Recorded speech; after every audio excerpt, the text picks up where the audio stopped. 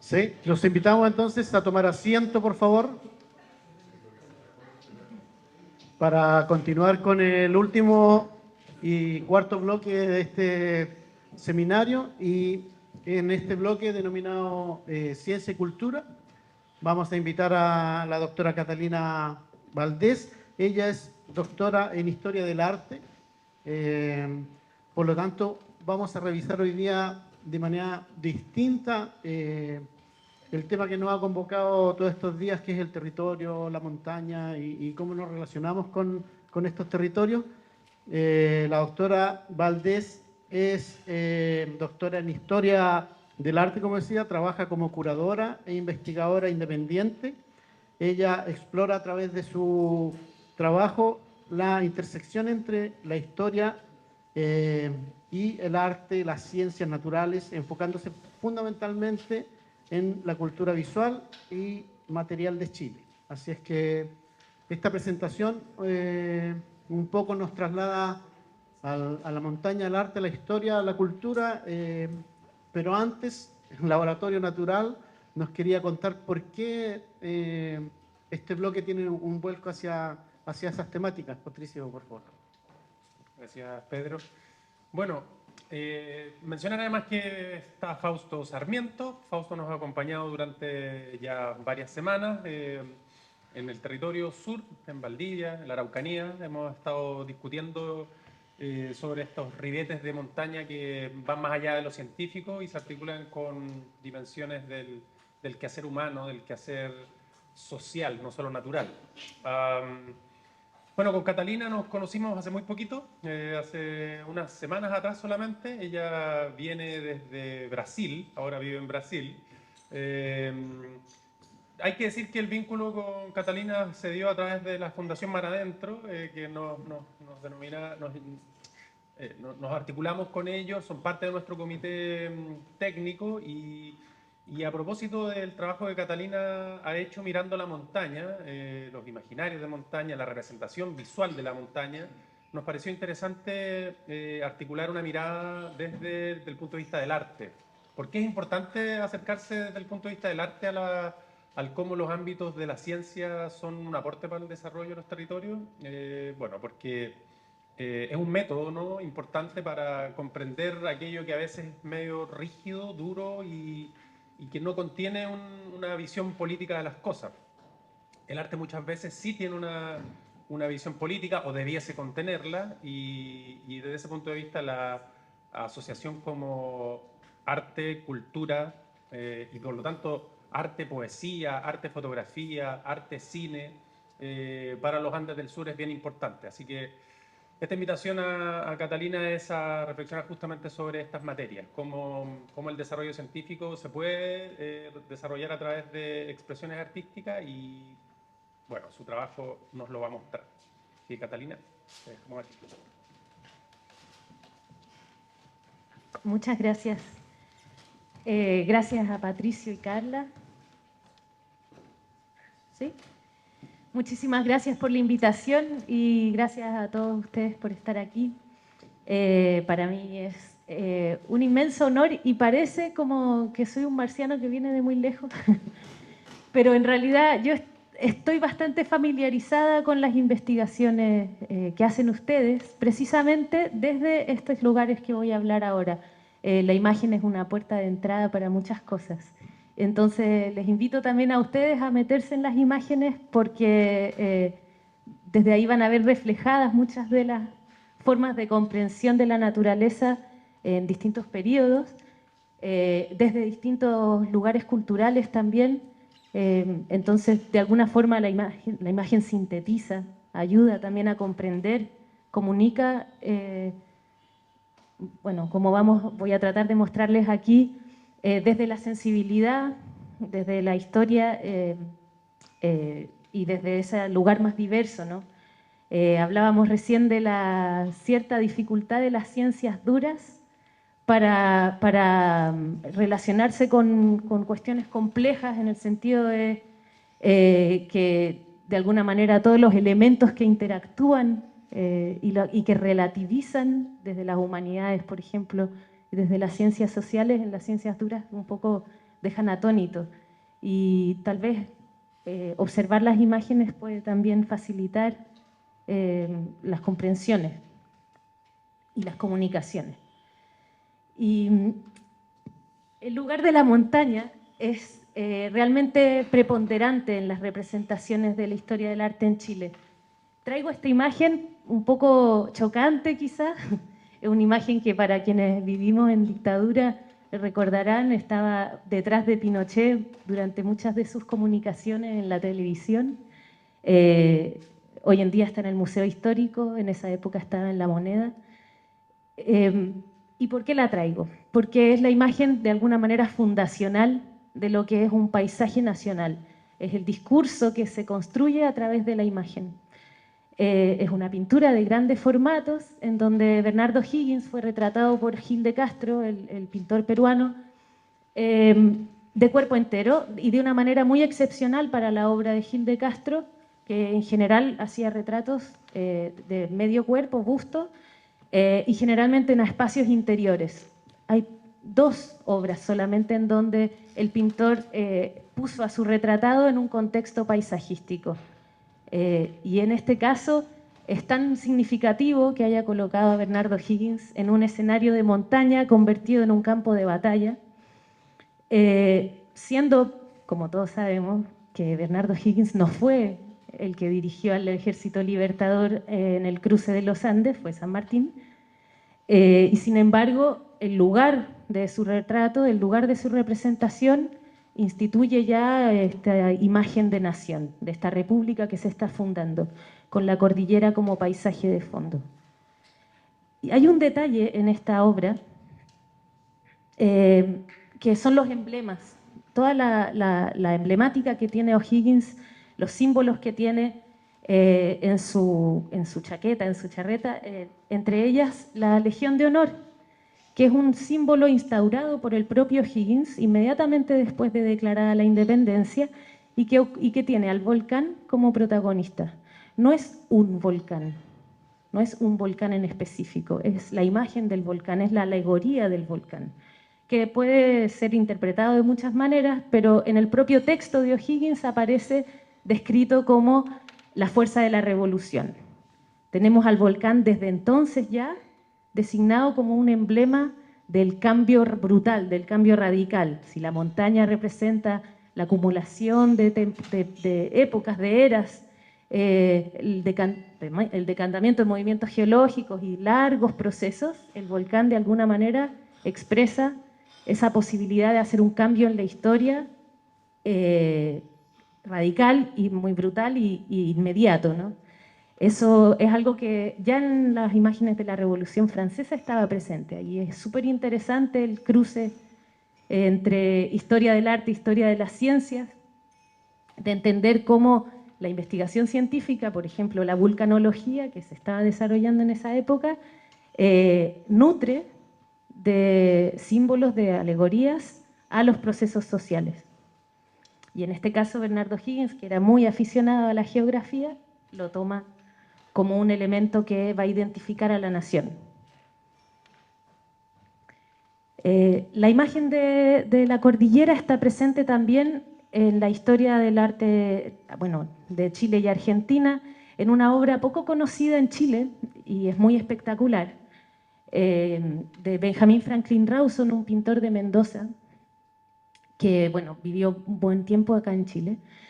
Y de alguna manera la imagen de la cordillera aquí está contando una historia, es una pintura contingente, es casi una propaganda política, que enaltece la figura de Sarmiento, que está representado con un sombrero de copa y con poncho, y que está salvando a un grupo de exiliados que bueno, naufragaron en la cordillera huyendo del terror de Rosas, el dictador. Esta imagen, o sea, esta pintura, de que una pintura muy importante para la historia del arte, porque es de las primeras pinturas que representa historia contingente latinoamericana, en el contexto de la historia del arte, ocupa también a la cordillera como un escenario de la política, de la historia. Y la representa de alguna forma ocupando todos los elementos de lo que era la pintura de historia europea.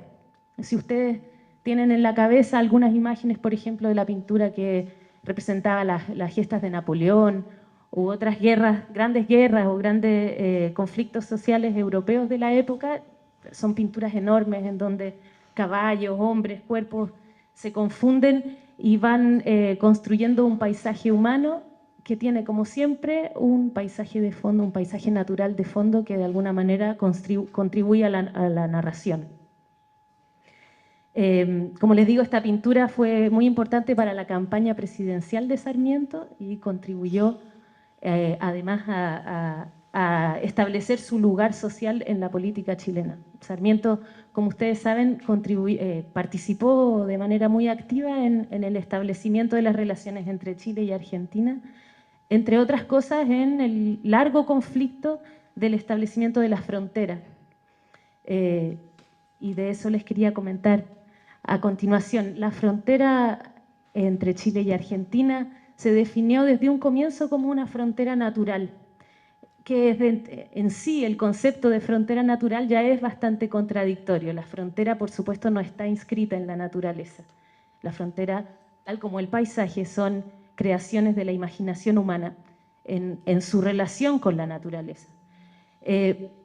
Y por un buen periodo durante el siglo XIX, la delimitación de las fronteras entre las naciones americanas se buscó en la documentación histórica y se recurrió a la cartografía histórica colonial para encontrar inscritas allí las líneas que delimitaban una nación de otra.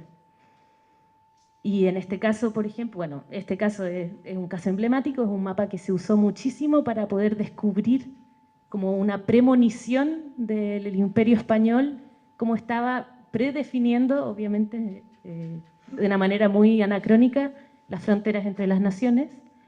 Y luego mapas como estos, que son mapas creados, es cartografía histórica, un mapa creado por Mitre, presidente después, historiador y presidente de Argentina, que escribiendo la historia de San Martín, del cruce de los Andes, elaboró este mapa que luego fue utilizado para definir la frontera de esa región, ¿no? De la parte de Mendoza. Son cartografías que sirvieron entonces para argumentos geográficos, científicos, y que no estaban realizadas con técnicas, ¿no es cierto?, digamos, topográficas o distintas, con herramientas de investigación de territorio. Y durante mucho tiempo, durante el siglo XIX, lo que fue llamado la guerra de los mapas, que, bueno, menos mal nunca estalló, esta guerra entre Argentina y Chile, que se intercambiaban imágenes tratando de definir de esta frontera natural. Tuvieron, no sé si muchos de ustedes tal vez, si es que tienen clases de geografía histórica, lo habrán estudiado, de cómo se delimita una frontera en el siglo XIX, si se define por la división de las aguas, si se define por la línea que conecta las cimas más altas. Más adelante en el siglo, ya llegado al siglo XX, se usó también la relación de las estrellas para definir líneas fronterizas, pero en el caso de Chile y Argentina fue un conflicto muy difícil, básicamente por el desconocimiento de la cordillera y por la dificultad de acceder a esos territorios de alta montaña. Entonces se generaban imágenes como estas, que a mí me parece muy fascinante por su modernidad, entre comillas, por esa esquematización, un paisaje que es finalmente construido a partir de líneas rectas, ¿no es cierto?, que sintetizan lo que es una montaña en un triángulo, tratando de explicar esta divergencia entre las líneas, ¿no es cierto?, de división de aguas y de cimas más altas, tratando de explicar la dificultad de la delimitación de esta frontera. En este mismo proceso se usaron imágenes producidas por científicos, en este caso Pisis, que es un importante cartógrafo, entre otras cosas, francés, que estuvo en Chile un largo periodo construyendo la primera carta geológica, de hecho, de la nación. ¿Alguien dijo algo? La representación de la cordillera de perfil, que también obviamente es una síntesis, no es algo que exista en la realidad, de alguna manera tiene que ver con nuestra perspectiva, con nuestra forma de entender las formas de la naturaleza, permite reconocer estas relaciones entre el lado argentino y el lado chileno, cuáles son sus distinciones y por dónde entonces pasa esta famosa línea. Y así, bueno, se generan imágenes sorprendentes como esta, en donde el proceso de delimitación y el proceso de investigación hace que se aumente de una manera muy, muy notable el conocimiento mismo de la cordillera. La cordillera se investiga en una especie de carrera cartográfica con comisiones de ambos lados, que van desarrollando, por ejemplo, imágenes como esta, en donde ya se identifican los picos más altos. O imágenes como estas, en donde la fotografía pasa a formar parte de la caja de herramientas de los geógrafos para identificar por dónde pasaba esta línea. Y hay un efecto que me parece a mí muy notable y también muy contemporáneo de intervenir la imagen con dibujo en este caso, la línea roja, y con grafías, como en este caso también, en donde ya la imagen de la cordillera, este supuesto paisaje, está revelando, está como si, o sea, se presenta como si estuviera revelando una distinción que finalmente, obviamente, es una distinción social, cultural, social. Y este es un último ejemplo de esa serie, es una serie muy larga que yo investigué en mi tesis, de cómo se hace ver una frontera. Y bueno, esta es una de las imágenes que de alguna manera contribuyeron a su definición fatal, que sabemos que sigue abierta, ¿no? en algunos flancos. Pero quería volver a la relación entre artes y ciencias. Esta es una ilustración de un científico, incluida en la publicación de un científico alemán que estuvo en Chile a comienzos del siglo XIX, Peppich. Peppich es conocido por ser uno de los primeros andinistas oficiales, subió el Antuco, digamos, por primera vez desde la historia occidental. Se le echaron a perder sus instrumentos, entonces solo consiguió subir con un barómetro y una vara, que a mí me gusta pensar que es esa que está en el dibujo, y un lápiz y una hoja y una serie de un bloc de hojas para dibujar. Durante su recorrido desarrolló una serie de ilustraciones que luego fueron recuperadas por un artista alemán que las transformó en estos grabados. En relación a eso quería decir que es bien interesante observar las imágenes en su corporeidad, entender que las imágenes tienen historia, tienen cuerpo, tienen materialidad. Entonces cuando yo muestro una imagen como esta, estoy mostrándoles la reproducción de un grabado, que a su vez es la reproducción de un dibujo. El grabado, ustedes saben, es un original múltiple. El dibujo es un original único. Y les cuento así como primicia, el Museo Histórico acaba de comprar los originales de estas ilustraciones, así que vamos a poder estudiar, por ejemplo, el traspaso, el proceso de traspasar un dibujo original a un grabado, ver qué diferencias se dan en ese proceso y cómo hay un proceso de interpretación del paisaje entre el científico naturalista que estuvo ahí dibujando en terreno y el artista alemán que recibe ese dibujo y que reconstruye la imagen con lo que tiene en su imaginación, ¿no es cierto?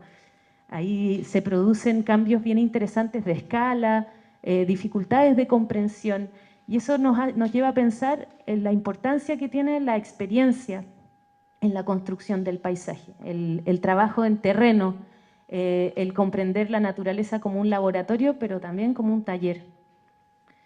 Bueno, y en este caso es bien interesante también pensar el viaje, la experiencia como un viaje. Los artistas viajeros, bueno, los naturalistas o artistas son conocidos en la historia del arte como artistas viajeros. Y de alguna manera su obra cuenta también, no es solamente el registro de de lugares es también el registro de un viaje, de una experiencia y de una mirada que se va construyendo con esta experiencia. Y bueno, a Pepis le pasaron muchas cosas, entre otras convivir con los Pincheira. Y aquí hay otra historia que es interesante, no me voy a extender mucho para esas ramas, pero la última imagen que corresponde a los Pincheira en realidad fue asumida como una imagen que mostraba el rapto de una cautiva por grupos mapuche. Y después fue retomada por Rugendas, que es el típico malón, que está reproducido en el Atlas de Claudio Gay, etc. Y quedó para la historia, ya no solo la historia del arte, sino que nuestra historia cultural, a los libros de historia, como una imagen histórica. Y es bien curioso recorrer, hacer esa arqueología de la imagen, esa especie como de recorrido en reversa de las fuentes, hasta llegar a una suerte de original que sería este de Pepis y comprobar que la imagen no corresponde a lo que nos estaban haciendo creer. Una de mis investigaciones ha sido más detallada, digamos, además del estudio de cómo se hace ver una frontera, es la representación de los volcanes. Porque, como les mencioné rápidamente, y me encantaría que conversáramos eso con Fausto después, durante el siglo XIX el volcán como problema explota. No solamente en términos simbólicos, como les decía, para representar un evento revolucionario o algo así, sino también como un problema científico que abre la cabeza, deconstruye muchas, digamos, comprensiones previas y, así por decir solamente un ejemplo, amplía el tiempo geológico hacia atrás de manera brutal, ¿no es cierto? La Tierra pasa a tener un montón de años más entendiendo el proceso de los volcanes. Y bueno, la discusión entre los plutonistas, los neptunianos, que son historias de las ciencias fascinantes, en donde no se entendía muy bien el origen de la Tierra. De alguna manera el volcán funciona como una ventana para comprender ese tipo de cuestiones. Y obviamente Humboldt está ahí como un referente. Pepys tiene una correspondencia que es bien interesante y que estamos investigando ahora con Humboldt. De hecho, Humboldt le encarga un montón de preguntas, de tareas de investigación a Pepys en su viaje. Y bueno, el Antuco, por la ubicación en que se encontraba, en que se encuentra, pero en ese periodo, que era, digamos, la última frontera, ¿no es cierto? Era el primer volcán accesible antes de la invasión del ejército chileno a Hualmapu, ¿no es cierto? El Antuco por eso se convierte en un laboratorio de ciencias naturales y aquí lo que les estoy mostrando es un montón de científicos, los naturalistas tal vez más influyentes, importantes de la historia del siglo XIX en Chile, que lo recorren, lo visitan, lo investigan, lo ascienden. Interesante además pensar que el Antuco hace erupción en ese momento, entonces hay un registro bastante detallado de las modificaciones de su forma.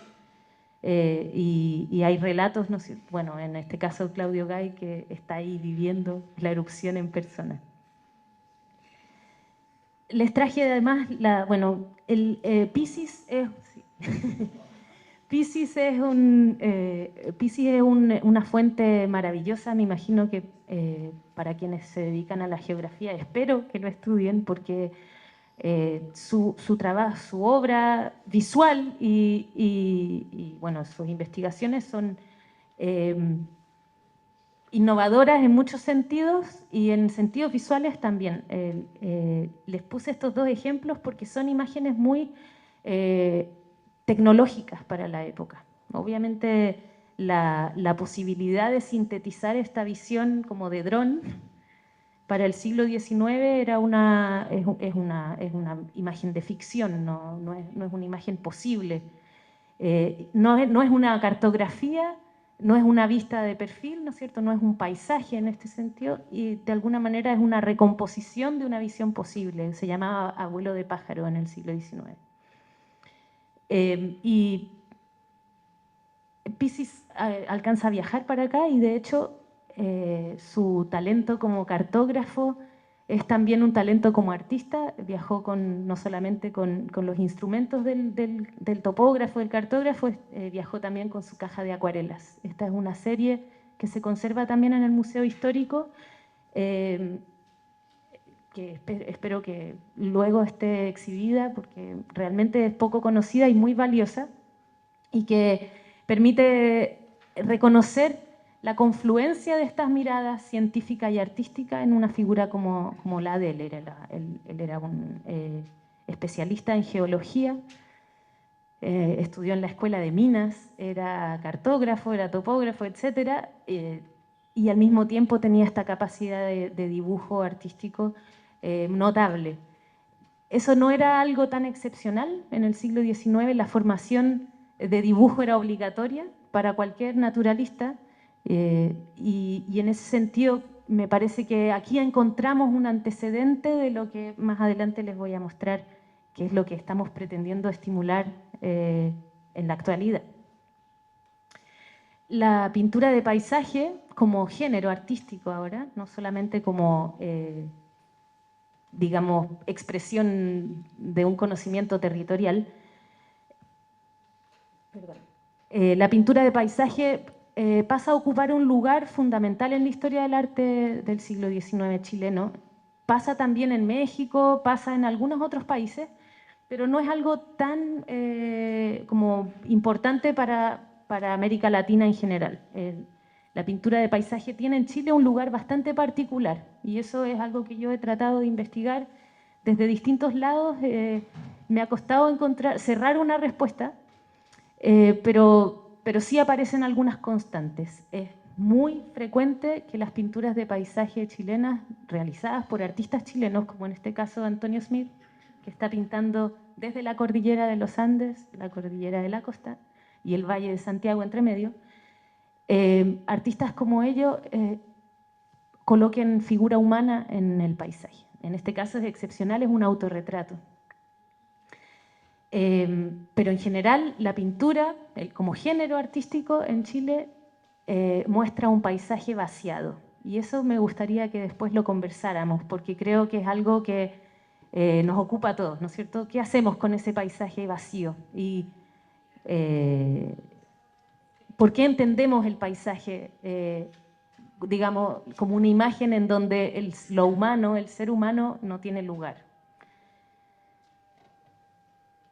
Y aquí tenemos, bueno, dos ejemplos de eso. Esta es una obra que también les quiero proponer que ustedes investiguen, porque es una artista inglesa que estuvo a finales del siglo XIX en Chile, una artista que, Marian North se llama, que claramente estaba en interacción y en comunicación muy intensa con el mundo de las ciencias, y de hecho es Darwin quien la convoca a visitar. Su último viaje es aquí a Chile. Le dice, tienes que ir al sur de Chile a visitar las araucarias, porque ella ya había visto las 7 otras especies de araucarias en el mundo, las había recorrido Nueva Zelanda, Brasil, etc. Y Darwin le hace esa recomendación. Bueno, puse justo la imagen de la zona central, pero van a ver que hay unas pinturas de la cordillera Nahuelbuta que son muy impresionantes.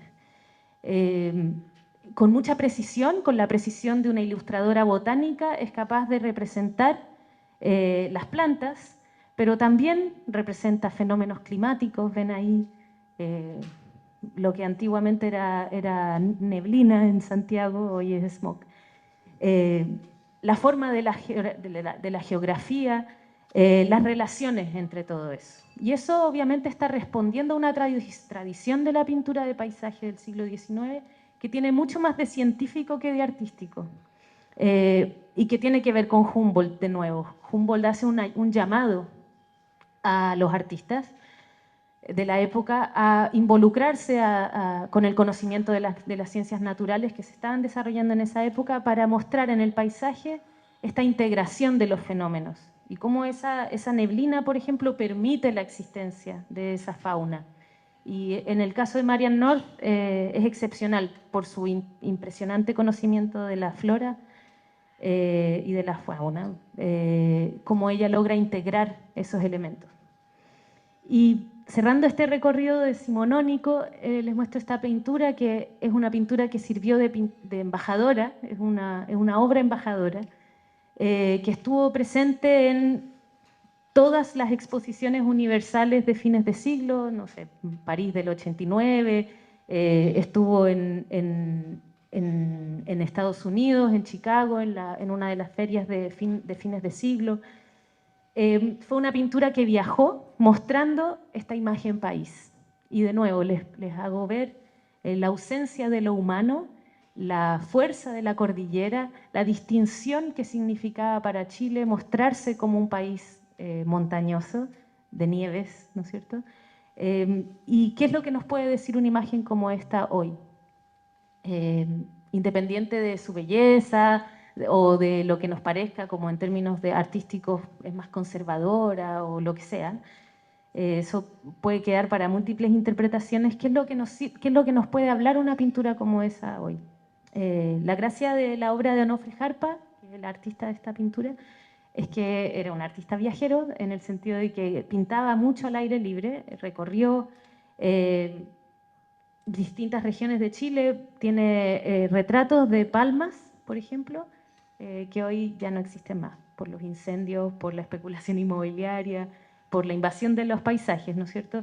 Entonces, de alguna manera esta pintura también nos sirve como fuente, el arte de la naturaleza en general, no solamente la pintura, pero también la fotografía, la cartografía y las otras formas de representación nos sirven como fuente y como testimonio de lo que fueron los paisajes, siempre entendiendo que son obras humanas, hay una interpretación, hay un estilo, hay cosas que se ponen en juego y por eso la mirada interdisciplinaria es necesaria frente a estas imágenes. No se pueden tomar como documentos, ¿no es cierto?, rígidos, tienen que entenderse en su flexibilidad, en su relatividad.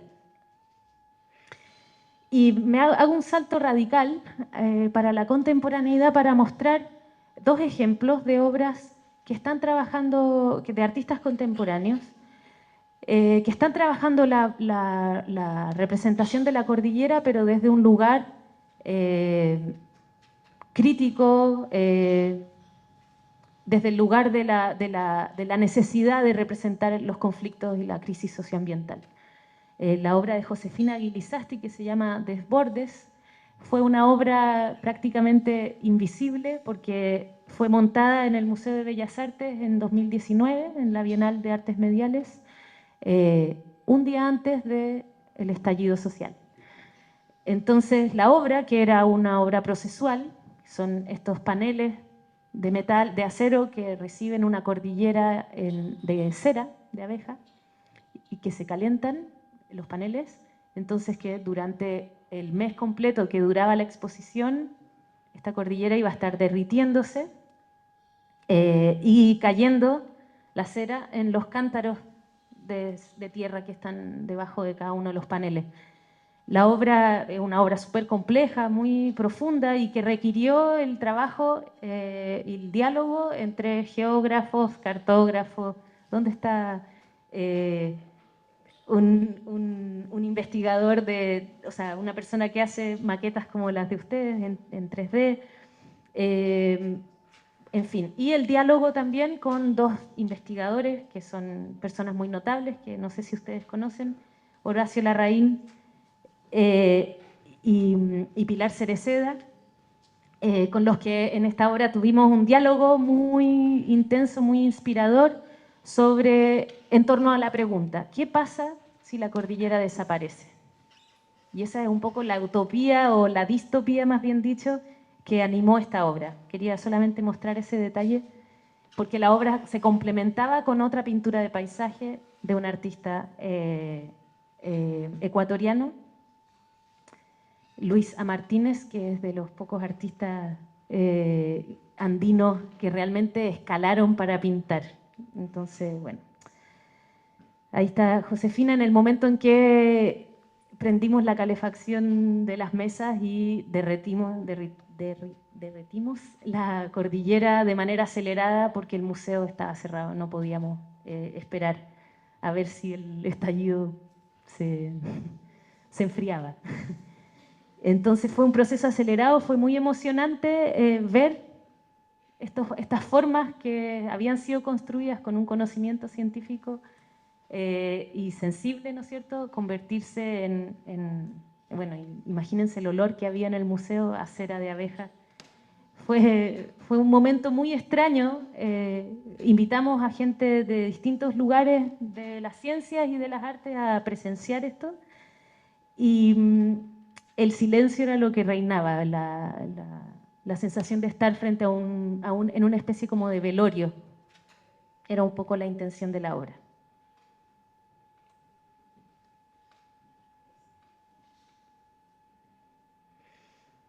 Y el segundo caso, que es una obra de un artista chileno, Ignacio Acosta, residente en Inglaterra. Ignacio trabajó en torno a la figura del monolito. El monolito no solamente como un elemento que demarca fronteras, sino también que delimita espacios de explotación minera. Son pedimentos mineros en este caso. Esto es en el Parque Andino Juncal. Ignacio lleva desarrollando un trabajo muy largo de investigación y colaboración. Es un artista que pone al servicio su arte a movimientos activistas ambientalistas. Y en este caso de preservación ambiental, como ocurre en el Parque Andino. Y pedimento minero es la exhibición de documentos que no se habrían podido exhibir en otro contexto, porque habría sido ilegal, pero de alguna manera el arte permite esas concesiones, ¿no? Y cubre de un velo de ficción algo que en realidad es muy real. En este caso, toda la documentación de la explotación totalmente irregular de este territorio.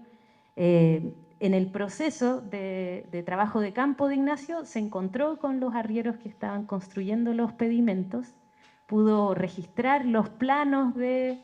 es una minera norteamericana que está pretendiendo explotar esta región. Y hicimos un trabajo bien intenso de investigación con geólogos, con ingenieros de minas, con el equipo del Parque Andino Juncal y con abogados ambientales, en donde tratamos de explicar, y insisto que esto es todo durante el 2019, tratamos de explicar en una obra de arte esta locura constitucional que gobierna, bueno, entre otras locuras, a Chile, que es la separación entre la superficie y lo subterráneo. La propiedad subterránea de la tierra es distinta que la propiedad superficial. Entonces, de la superficie para arriba puede ser un parque y de la superficie para abajo una explotación minera. Y esta obra pretende, a través de los recursos del paisaje, a través de la cartografía, a través del archivo y la investigación artística y de la ficción, el poder de la ficción, de tener un pedimento minero instalado en el museo, entregar un conocimiento, y es un conocimiento urgente, ¿no?, que muestra la cordillera como un campo ya no como un campo de batalla, como era el caso de la pintura de Bernardo Higgins, sino como un campo de explotación. Y con eso quiero ocupar un segundo más, y perdónenme ahora que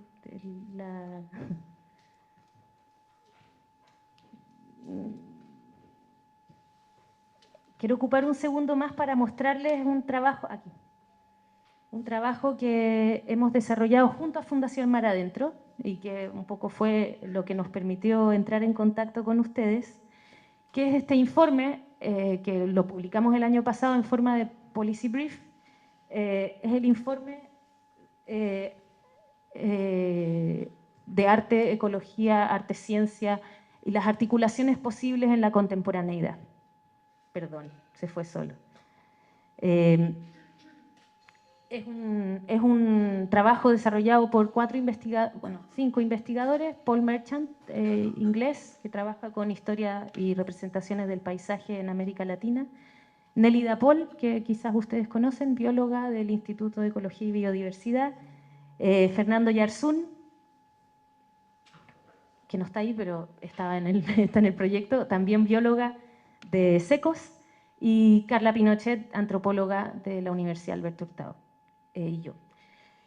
Este informe va a derivar en un libro este año, entonces un poco presentárselo a ustedes es para que entendamos que hay plataformas en donde podemos dialogar, muy parecidas a las cosas que mostraron ayer, con diagnósticos, con metodología de investigación, digamos, científica, pero que se expanden, ¿no es cierto?, hacia estos lugares de interacción en donde el arte se debe, de alguna manera, entender como un proceso de investigación igual que cualquier otro.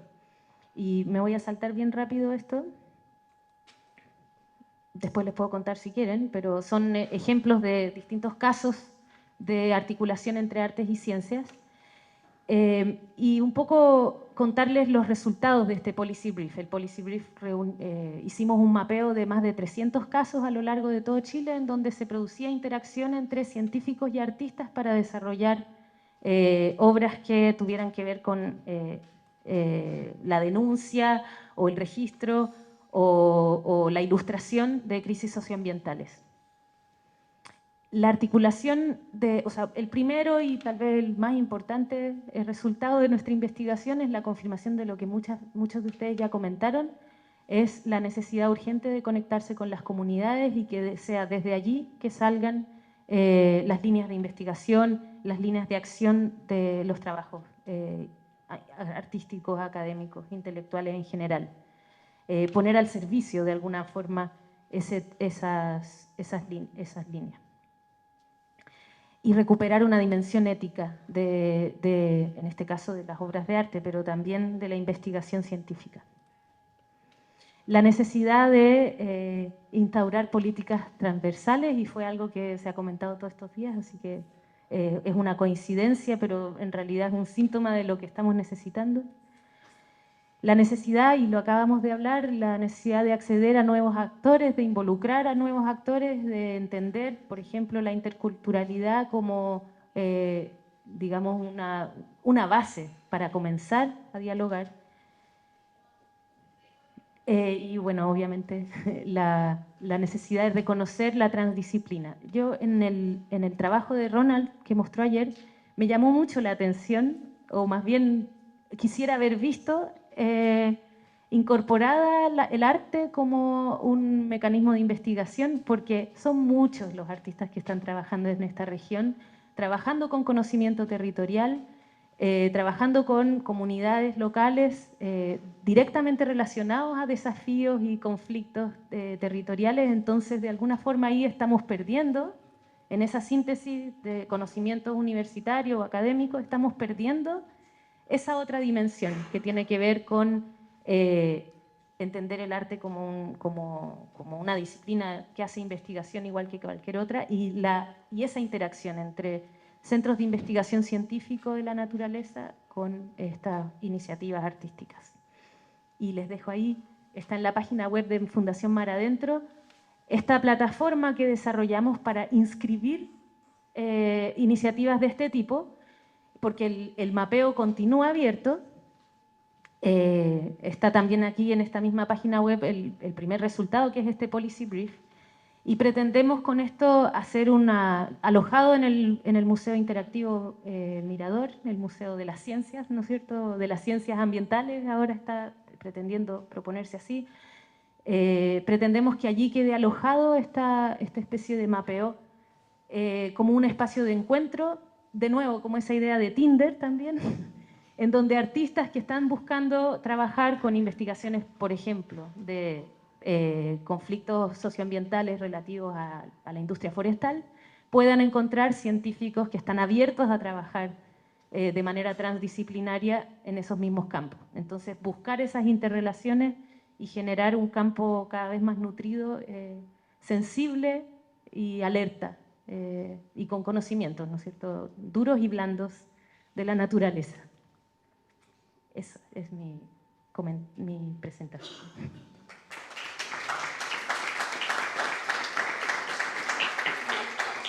Muchas gracias. Bueno, abrimos el espacio para consultas.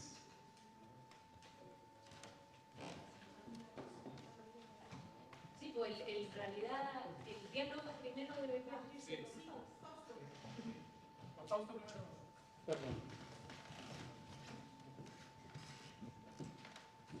Bueno, muchas gracias por la atención que han presentado. Esta es una nueva opción para integrar precisamente las discusiones tan importantes que tuvimos ayer y hoy en una tendencia que yo creo que se está presentando fundamentalmente en las nuevas generaciones a nivel global.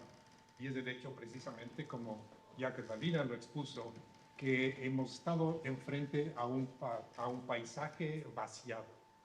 Y esto ha sido realmente culpa de los científicos que no insistieron en la necesidad de seguir la escuela de Humboldt. Humboldt lo hizo ya cuando exploró la cordillera andina, enfatizando no solamente el clima o las variables de altitud y de precipitación, de temperatura, sino también el gran componente antrópico, el rol de las sociedades indígenas que tenían en la montaña. Sin embargo, luego de que Jaime Bonpland y Humboldt dibujaran ese perfil tan bonito del Chimborazo con el Tungurahua, se generó esta tendencia, que todos los científicos comenzaron a describir las montañas con un perfil. Y era el perfil altitudinal que determinaba que nosotros tengamos que separar franjas vegetacionales que no estaban conectadas entre sí. Es decir, se hizo el divorcio de llanura-altura. Por lo tanto, el concepto, incluso científico, de considerar a las montañas como parte lejana, como parte marginal periférica, porque realmente nadie podía subir fácilmente a las alturas.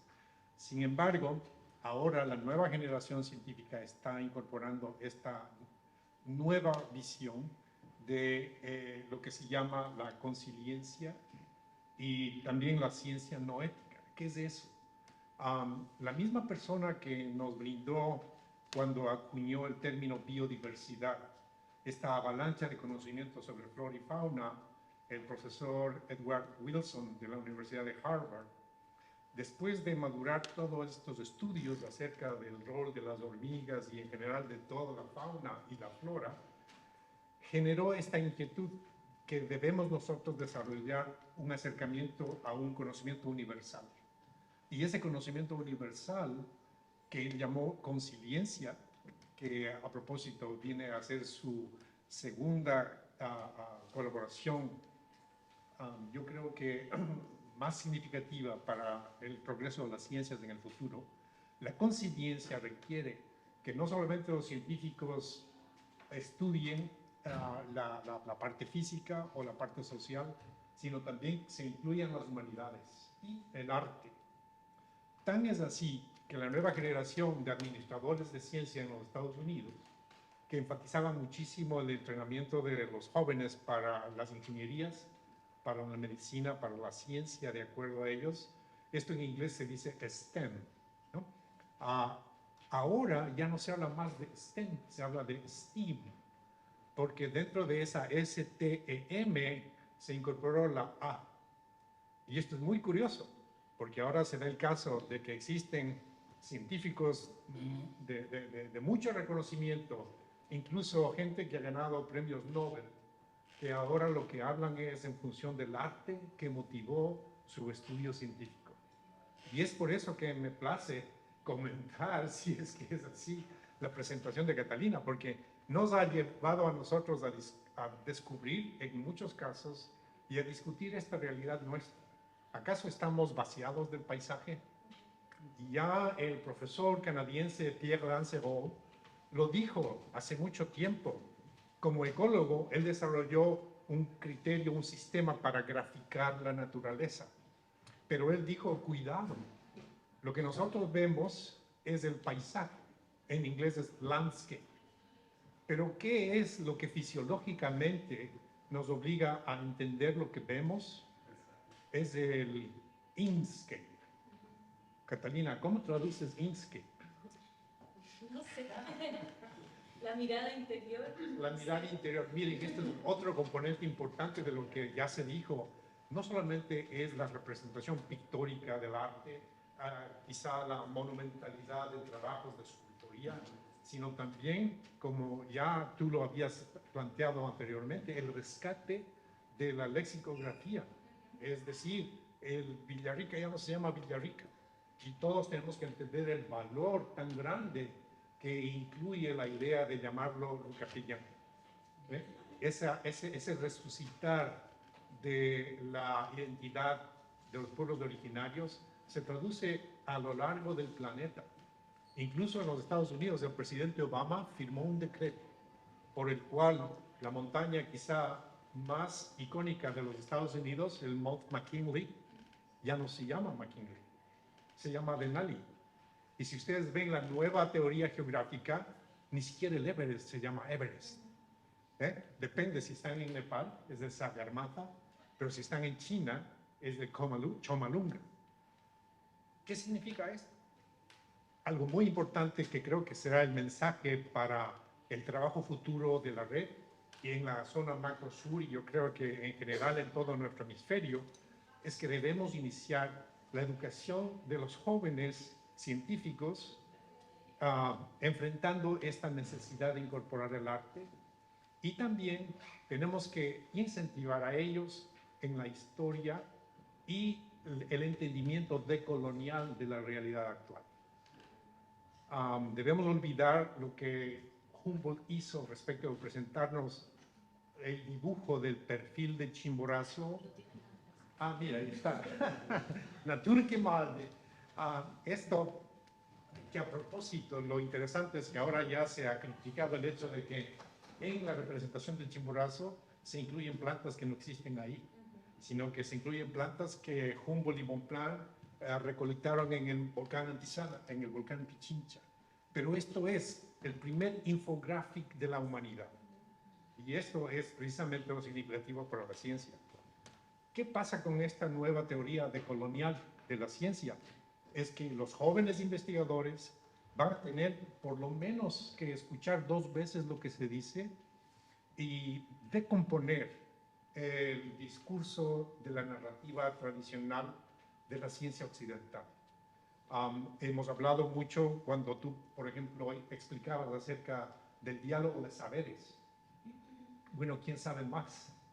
Yo recuerdo cuando fui director del Museo Ecuatoriano de Ciencias Naturales, yo pensaba que sabía mucho de la selva. Entonces, cuando vinieron un grupo de investigadores americanos, jovencitos, PhD, recién graduados, pero ellos eran PhDs, ¿no?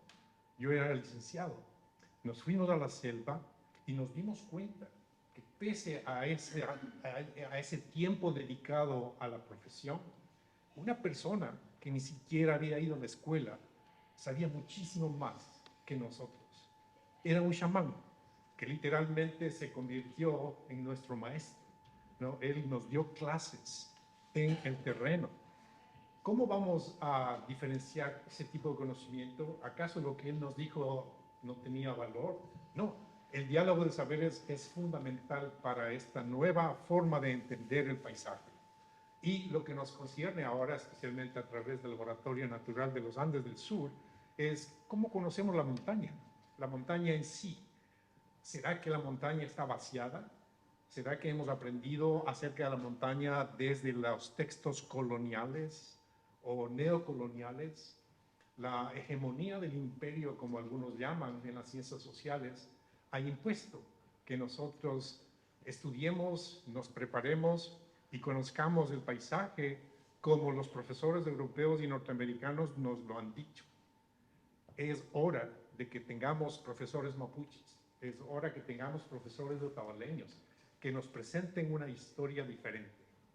Por último, para comentar simplemente lo que Catalina nos ha dicho, me gustaría enfatizar 2 puntos adicionales. El primero es que el arte realmente es lo que cuenta.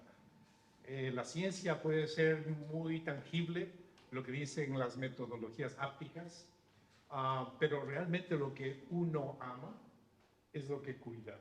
Entonces, si a nuestros alumnos en las universidades les seguimos enseñando de los libros de texto traducidos al Mapudungun, disculpen, siempre me confundo. Tomás, me corregiste alguna vez cuando dije Mapudungun y es Mapudungun. Pero falta eso, es decir, tenemos que traducir. Esta opción de traducir el conocimiento es la base de la transdisciplinaridad. No podemos nosotros intentar poner diferentes disciplinas si es que no estamos de acuerdo en la terminología. Lo segundo es precisamente incorporar esta idea de incrementar la emoción que los estudiantes deben sentir. No es simplemente un laboratorio frío en donde todos los reactivos y la instrumentación está ahí, pese a que tengan una computadora muy desarrollada, pese a que ahora los dibujos ya no se vean simplemente en una sola dimensión o dos, como en el pasado. Ahora tenemos la maqueta, por ejemplo, o lo que se presentó ayer respecto de elaborar los mapas en 3 dimensiones. Pero es fundamental la cuarta dimensión. Por favor, díganme, ¿cuál es la cuarta dimensión? El tiempo. ¿Y qué es el tiempo? Muchos pensamos que el tiempo es del pasado, ¿no es cierto? De las horas, los días, los meses. Y muchos todavía seguimos haciendo un gráfico en donde ponemos el tiempo, ¿no es cierto?, como una de las variables que no cambian. Y no es así. En geografía nosotros entendemos la cuarta dimensión como historicidad. ¿Qué les parece? ¿Cuál será la diferencia entre tiempo e historicidad? No es solamente la representación artística decimonónica, sino que qué ha pasado para que las imágenes que nos presentó Catalina hayan variado y ahora se presenten de otra manera, pese a que seguramente el paisaje sigue vaciado. La historicidad es precisamente eso, las características que representaron una toma de decisión que cambió la forma de ver el mundo. Y esto nos lleva a mi conclusión final de que en el estudio de nuestras montañas, la idea de transdisciplinaridad tiene que ser prioritaria. No tenemos que asustarnos de abrir nuestras fronteras académicas para incorporar otros saberes, para incluir la necesidad de traducir el conocimiento y compartirlo. Una de las bases de la montología es precisamente la coproducción. Co es algo que está poniéndose muy de moda. Antes era eco, algo, era muy de moda, ¿no es cierto? Todos hablábamos de ecosistemas, por ejemplo. Pero ahora ya no. Ahora se utiliza mucho el término paisaje. Y en inglés esa es la tendencia de la actualidad. Ustedes hablan, por ejemplo, de un ecosistema urbano. Los geógrafos sabemos que realmente lo que se está hablando es el cityscape. Y esto es fundamental. En la zona rural no tenemos el paisaje rural en sí traducido directamente del inglés, pero necesitamos encontrar estas formas de traducir el paisaje. Entonces, mi comentario final sería, después de felicitar esta presentación, llevar a ustedes la noción, o por lo menos dejarle ese gusanito de intención de que ustedes mismos se incluyan en la geopoética. Ahora la Asociación Americana de Geógrafos tiene una revista profesional que se llama GeoHumanities. Es decir, si ustedes escriben poesía, por ejemplo, escriban poesía no sobre la polola que les dejó tirado en la esquina, escriban la poesía sobre la mina abandonada, que es lo que estamos viendo, ¿verdad? Dibujo, poesía, cine, todas estas nuevas manifestaciones que la tecnología nos permite no hacen sino llevarnos más cerca de la conciencia. Y, por supuesto, para nuestras montañas, la montología. Muchas gracias.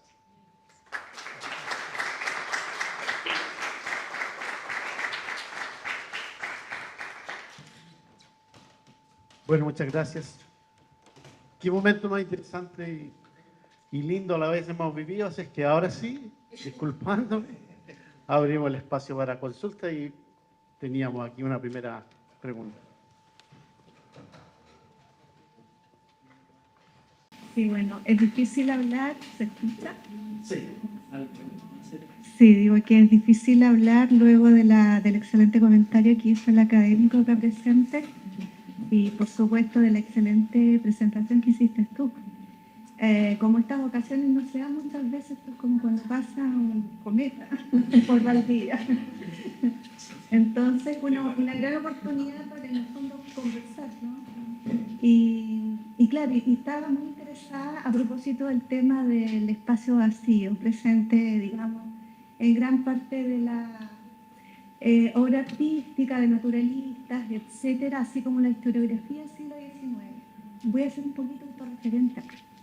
Hace muchos años atrás hice una investigación precisamente donde contrapuse el discurso historiográfico para llegar a observar cómo se generaban las representaciones de género y etnicidad en la segunda mitad del siglo XIX.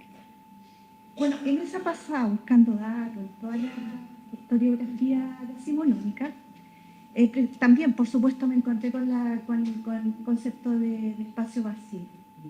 Y claro, uno llega a conclusiones, digamos, porque en el fondo, claro, está ocurriendo todo un evento político en el país que es la construcción del Estado-Nación.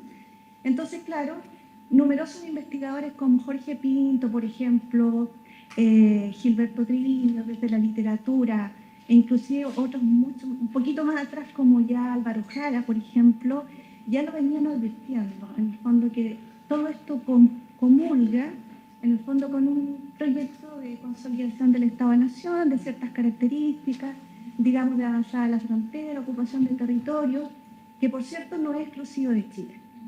Esto es como, digamos, una gran tragedia mundial. Esto pasó en Canadá, todo Norteamérica, Estados Unidos, digamos, en otras partes del mundo, etc.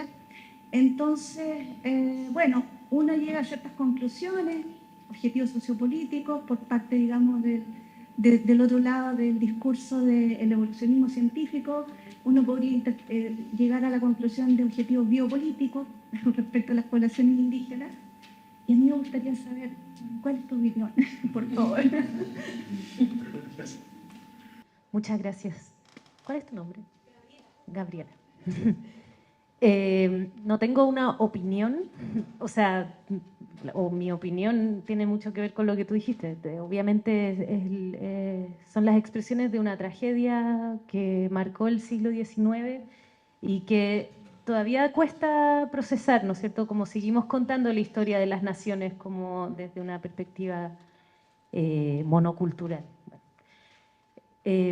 Pero quería contarte que estamos en un proyecto Fondesit de investigación precisamente que busca mostrar cómo se representó el paisaje durante su invasión, el paisaje de la zona de la Araucanía, para decirlo en los términos que se usaban en esa época, a finales del siglo XIX, o sea, qué imágenes desarrolló Chile o qué imágenes circulaban, en Santiago principalmente, que representaban la invasión del ejército chileno a estas regiones.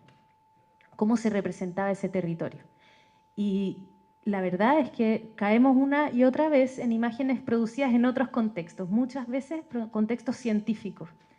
No hay, como estábamos comentando con Fausto, no hay, como sí hay en Argentina o en Estados Unidos, que es notable, la pintura histórica, la pintura de paisaje que muestra la colonización de esos territorios y registra a los pueblos que estaban siendo diezmados. En Chile algo pasó, que ese paisaje se representó insistentemente vacío y como sin conflicto. Entonces, no sé, la verdad es que es la gran pregunta que nosotros tenemos. En el lado de argentino, el ejército de invasión, el ejército que invade la campaña del desierto, que como se conoce, viajó con pintores y con fotógrafos y desarrollaron cartografías notables. En Chile tenemos muy pocos ejemplos. Las primeras cartografías de esta zona son producidas por Vidal Gormaz, que es un hidrógrafo militar que venía como avanzada, ¿no es cierto? Pero son cartografías que muestran un territorio sin conflicto. Entonces, creo que es una tarea que tenemos que hacer de manera conjunta y que estamos tratando de hacer ahora buscando archivos, buscando, por ejemplo, títulos de Merced, en donde hay propietarios de distintas comunidades mapuche que no tenían escritura, entonces dibujan su territorio. Y esas imágenes nos hablan de un paisaje en proceso de invasión, en proceso de colonización, de apropiación. hay muy pocas fuentes. Entonces realmente es una incógnita y creo que tenemos que ser capaces de tener la creatividad histórica de ocupar con las fuentes que tenemos, o sea, de tratar de rellenar esos vacíos históricos con las fuentes que tenemos.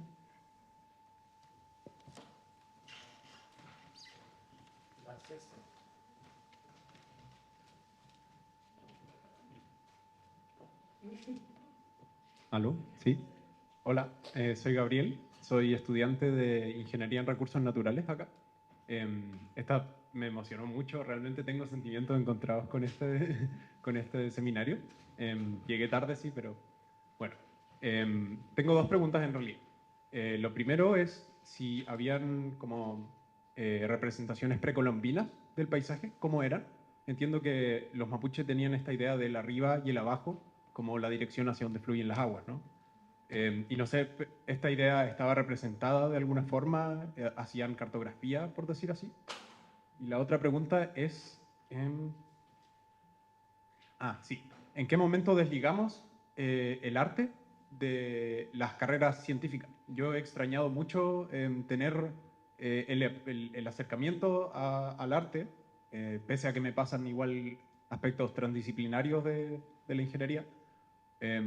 Aún no me enseñan a dibujar, no me enseñan a escribir poesía, cosas que... Eso.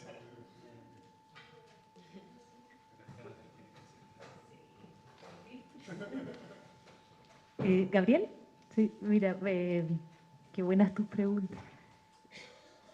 En relación a las representaciones ancestrales o no occidentales, para mí, como historiadora formada en este contexto y especializada en el siglo XIX, fue un desafío y que al final decidí no asumir, porque es realmente entrar en un conocimiento que habría sido muy especulativo si es que me hubiese puesto a trabajar con ese tipo de expresiones o imágenes o objetos. Pero obviamente he leído sobre eso. El textil es el trabajo con el textil en la cultura mapuche o en las culturas mapuches. Es una fuente, es una vía de comprensión el trabajo con la escultura en madera, la señalización con la escultura de madera de lugares rituales, los chemamul y otros elementos, permiten de alguna manera entender la forma que se interpretaba el paisaje, o que se representaba el paisaje, o que se construía, más bien dicho, el paisaje, desde esa dimensión. Pero siento que no me corresponde ni siquiera especular sobre el tema. Es algo que estamos tratando de incorporar en este proyecto Fondesit del que estábamos hablando, entender cómo desde ese lado de la frontera, o más bien desde este lado de la frontera, se estaba también representando ese paisaje. Y por ahora nos metemos solamente con los títulos de Merced, porque son ya un documento visual híbrido, que habla del sentido de propiedad, del registro notarial, etcétera, ¿no es cierto? Y habla de un papel y un lápiz, habla de ciertos elementos que podemos interpretar, que podemos, de alguna manera, nos sentimos como en el derecho de apropiar. Pero eso, creo que el textil es una pista y definitivamente la tradición oral, la toponimia es otra pista, ¿no es cierto? Y bueno, y en ese sentido, y también la escultura en madera, el lugar de los árboles. Los árboles marcan paisaje de una manera muy notable. Pero esas son cosas que yo he ido aprendiendo en conversaciones y, digamos, en una recuperación de esa tradición oral. No hay necesariamente trabajo. Hay obviamente un trabajo de registro de archivo fotográfico, que ahí Margarita Alvarado es una investigadora que ha recuperado la fotografía del siglo XIX de los pueblos mapuches invadidos, y ahí hay una fuente espectacular para investigar, pero obviamente, de nuevo, desde la perspectiva occidental. Y en relación a tu segunda pregunta, creo que Fausto algo comentó. Hay un momento en la segunda parte del siglo XIX en donde las disciplinas de las ciencias digamos, se radicalizan, se especifican y empieza a distinguirse. Ya no existe más un naturalista como Claudio Gay, que era capaz de escribir de historia y de botánica y de zoología, ¿no es cierto?, con una enorme capacidad de síntesis de conocimiento. Prácticamente deja de existir esa figura. El naturalismo desaparece y es entendido como una afición. Entonces, de alguna manera siguen habiendo figuras, y Horacio Larraín yo creo que es un ejemplo, con la revista que ellos desarrollaron durante la dictadura, Expedición a Chile, que es una especie de National Geographic local, pero mucho más lindo, porque incorporaron en la ilustración, por ejemplo, la ilustración científica, y en esa revista vemos como, por afición de un grupo de científicos, vemos esa defensa de las ciencias como un patrimonio de la humanidad, no solamente de los expertos.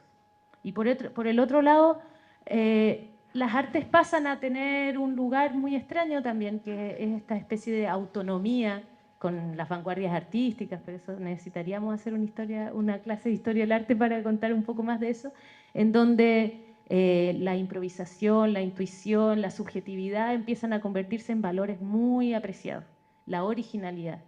Y de cierta forma todo el trabajo que había en esta articulación de artes y ciencia no necesitaba de esos valores. Entonces el arte como expresión, el arte como algo que no se aprende, sino que surge de la genialidad del artista, es un mito que obviamente corresponde poco a la realidad, o muy excepcionalmente a la realidad, pero fue lo que se instituyó como un relato así definitorio de lo que era el campo artístico. Y yo creo que ahora está desarticulándose todo eso, y los ejemplos que quise mostrar muestran un poco eso, muestran la necesidad del diálogo, la necesidad de la comprensión transdisciplinaria, la necesidad de recurrir a varios métodos de construcción de una imagen. Son artistas que trabajan con videoarte y con viaje como metodología. Entonces, bueno, creo que estamos empezando a avanzar en ese sentido, y si tú tienes la inquietud, acércate a artistas, busca colectivos, hay que asociarse.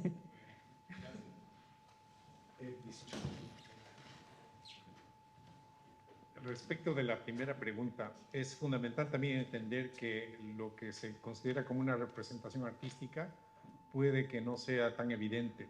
Por ejemplo, ustedes aquí en Chile tienen unos geoglifos impresionantes. ¿Es eso arte? ¿Qué es? A veces es un misterio, puede ser incluso algo religioso, ¿verdad? En la altiplanicie boliviana y también peruana existen unas líneas que de pronto comienzan en un lado y nadie sabe dónde termina. Se llaman seques, y los seques son parte de la geografía sagrada. ¿Qué es eso? ¿Es arte? No se sabe. Las líneas de Nazca, otro gran misterio. Pero lo curioso es que existen representaciones artísticas incluso en la arqueología tradicional. Por ejemplo, en Ecuador, hace más de 3.500 años, la cultura valdivia hacía las mejores estatuillas femeninas que se han conocido y están expuestas en museos en todo el mundo. Se llaman las Venus de Valdivia. ¿Es eso arte? ¿Que están tratando de representar?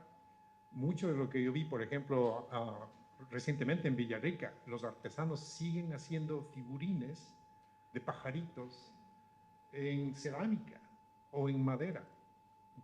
¿Es eso arte? ¿Qué es lo que tratan de comunicar? Seguramente deberíamos nosotros incluir la invitación que yo les hice, que los jóvenes, así como tú, pese a llegar tarde, se han motivado como para preguntar y realmente compartir el hecho de que esta presentación de la tarde te ha llegado. De alguna forma estás ahora cuestionado para que el aprendizaje de los animales y las plantas no sea solamente la clase de biogeografía, sino que los profesores tuyos insistan en que sea una biografía crítica, ¿no? Y también el hecho del estudio de la ecología. La ecología, como el estudio de las interrelaciones entre los seres vivos y el medio ambiente, no es algo tan frío como parece ser. No necesitas estudiar la fauna, la flora, la meteorología o hacerte partidario del cambio climático o no. Lo importante es que ecología ahora tiene que aprenderse con la nueva disciplina de ecología política. porque eso es lo que realmente ha contado en el manejo de nuestros recursos naturales. ¿Okay? Muchas gracias. Puedo agregar un detallito que olvidé mencionar en relación al informe, que de una forma bastante excepcional, debo confesar, y que no es gracias a mí, sino que gracias a una de las investigadoras, la Fernanda Oyarzún, es que incorporamos dentro de lo que se entiende por artes contemporáneas, de la visualidad, incorporamos la artesanía. Porque entendimos que allí en la artesanía, en las prácticas artesanales, hay una aproximación al territorio desde las materialidades, desde los imaginarios, desde la tradición que se transmite.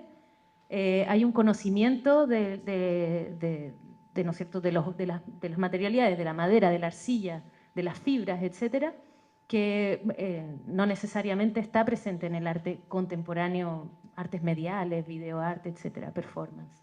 Entonces, y nos costaba, al principio decíamos, relaciones entre arte, ciencia, ecología, artesanía, da lo mismo.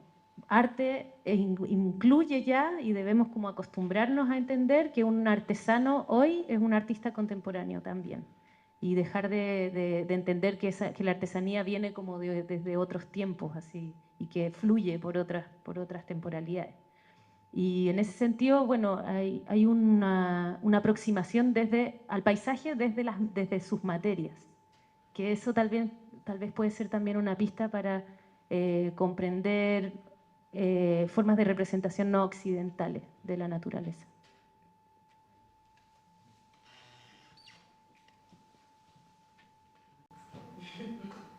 Finalmente, gracias. Mi nombre es Alejandra Zúñiga, yo soy científica de la ciencia dura. Aquí está. Cada vez más blanda. No, lo que pasa es que son más bien fluidas, diría yo, más que blandas. Sí, yo soy científica, como conversábamos ayer, me gustó mucho tu presentación, muchas gracias. Y también me resonó mucho, porque nosotros podemos ser científicos, tener distintas actividades, pero también tenemos sensibilidades. Y una forma de aprender justamente es acercarse a través de la sensibilidad de las personas, de la manipulación, por ejemplo, de las cosas en los laboratorios, en representación. Yo por lo menos me formé de esa manera y también le doy esa formación a los estudiantes que se acercan a mi laboratorio. Pero me hizo mucho sentido todo lo que estabas hablando del Antuco, porque el Antuco es un sitio de estudio que yo uso, donde estudio las plantas que crecen sobre los sustratos volcánicos. Y para mí no es como que se revele una cosa que tú dijiste que se veía como lo antiguo de la formación o la geología antigua a través de los volcanes. Para mí es todo lo contrario. Es lo nuevo que se resetea cada vez en este territorio, porque es característico así. Y ese reseteo es la rejuvenilización del territorio. O sea, es rejuvenecer el territorio. Entonces, me llamó la atención eso. Y quería decir que también, desde el punto de vista de una científica como yo, en realidad yo me dedico a revelar la belleza de las plantas. Eso es lo que hago, porque es algo muy bello que quiero compartir con el resto de las personas. Y eso es una actividad súper gratificante también. Entonces, no es que sea aséptica la ciencia que hacen muchas personas como yo, otras personas probablemente lo hacen. Soy un investigador que va al bosque, sin duda disfruta de estar en el bosque, de escuchar los pajaritos, de ver las plantas, de cómo se mueven, qué sé yo, del viento, etc. Entonces, siempre hay algo experiencial que tiene que ver con tu ligazón y tu conexión para seguir haciendo esa actividad, también científica. Entonces, ahí a lo mejor hay un vínculo entre el arte y la ciencia también, como de experienciarlo permanentemente. ¿Ya? Sí. Eso. Muchas gracias. Buenas tardes, profesora. Muchas gracias por su exposición, al igual que a los profesores y al alumno que expuso. Yo soy Hernán González, soy alumno tesista del doctorado en Ciencias Humanas. Y mi temática, como yo le decía, es el estudio del territorio desde la cartografía capuchino-bávara. Mi pregunta va en lo siguiente. Este proceso que usted decía de espacios vacíos que tiene que ver con los procesos civilizatorios del siglo XIX y la primera mitad del siglo XX, yo le quería consultar a partir de su investigación por las pinturas, por quien pinta, y por quién está detrás la idea de la raza que subyace o que estaría presente en esto. Pensando, por ejemplo, que aquí se pudo presentar, aquí Valdivia, como un espacio vacío porque había que traer a los inmigrantes que ya estaban aquí, hace 1840, y donde se empieza, de hecho, el gobernador en su momento, cierto Vicente Pérez Rosales, es quien conecta a esta región, que es la continuidad del Valle Central. Él lo dice, la continuidad, y él busca territorio y lugares para los migrantes alemanes. Entonces, ¿cómo está detrás este fenómeno presente en esta invisibilización del mundo indígena y de las palabras? Porque las palabras son territorios, son lugares, pero que se invisibilizan a su vez. Muchas gracias, Chaltumay, por su kimun, por su conocimiento.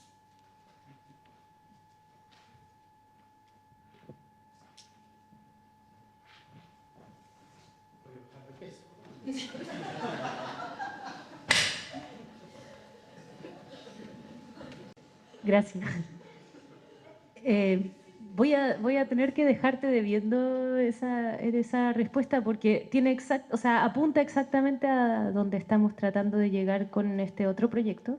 Entonces te recomiendo que acompañe el trabajo que estamos haciendo, como siga conectado, porque es muy largo, pero evidentemente hay una...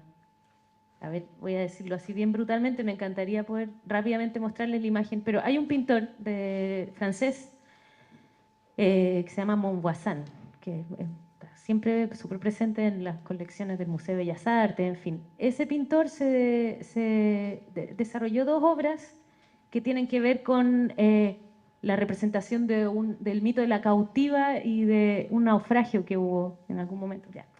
Entonces él muestra en el seno de la más alta oligarquía santiaguina, en la casa de los Cousiño, una serie de pinturas y dos de ellas muestran a esta mujer blanca raptada por los monstruos, porque era una cosa impresionante la representación. Eso está presente acá en Chile, en Argentina, en Estados Unidos, está lleno de pinturas así. En Europa, en la misma época, se mostraba toda la expansión europea hacia el oriente con esa misma monstruosidad, el otro como un monstruo. Es súper complicado trabajar hoy en día con esas imágenes como fuente. ¿De qué nos están hablando? Precisamente del racismo, de un racismo que después se inscribió como fuente histórica. En muchos casos esas imágenes están en libros, impunemente en libros de historia, mostrando un periodo, ¿no? Un proceso, y no una mirada, que obviamente es una mirada, en este lugar, mirada desde el poder, etc. Entonces, bueno, esa es una representación, o sea, una fuente que estamos trabajando. Y lo otro es la representación de muchos viajeros alemanes que vienen aquí con principios de ciencias eugenésicas, y todo un desarrollo de las ciencias del conocimiento de las razas que en el siglo XIX se basó en la fisionomía de la diversidad humana para caracterizar y categorizar a las distintas culturas. Entonces está súper presente, pero bueno, y es lo que tiene que ver con los paisajes humanos, ¿no? Como las imágenes de esa diversidad en realidad estaban esforzándose en mostrar la primacía del hombre blanco. En fin, pero realmente da para mucho, así que te la dejo para que nos siga ahí. El proyecto está liderado por Rodrigo But, para que anotes su nombre y lo siga él también. Gracias. Perfecto. Tiempo para una última pregunta. ¿Había por ahí? Bueno, agradecemos entonces con un fuerte aplauso esta presentación.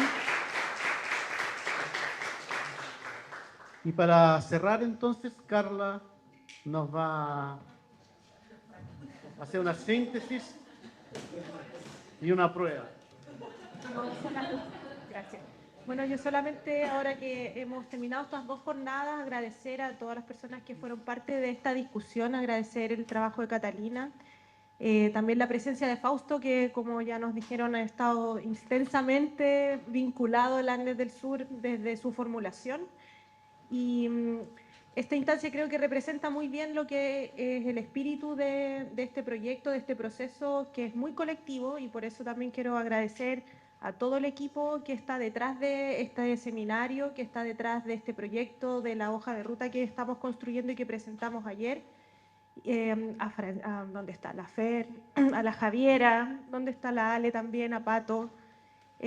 También ahí a nuestro gestor, Rodrigo, que también nos ha apoyado bastante, y a todos los colegas que también han sido parte de este proceso, a Tomás, se fue el Pablo, a la Alejandra también, y porque efectivamente estos cruces que ahora los vemos como tan evidentes, cuando va mostrándose que siempre fue así, es un desafío que la ciencia tiene que continuar fortaleciendo, y esperamos que el laboratorio también pueda continuar a través de los programas que presentamos ayer, de los proyectos que hemos ido priorizando en esta senda de ir integrando estas distintas conocimientos como parte de un todo que nos permite comprender la realidad de otra manera. Así que muchas gracias por estar acá, y vamos a seguir sabiendo de nosotros a través de todos los espacios donde hemos estado presentes. Que tengan una muy linda jornada.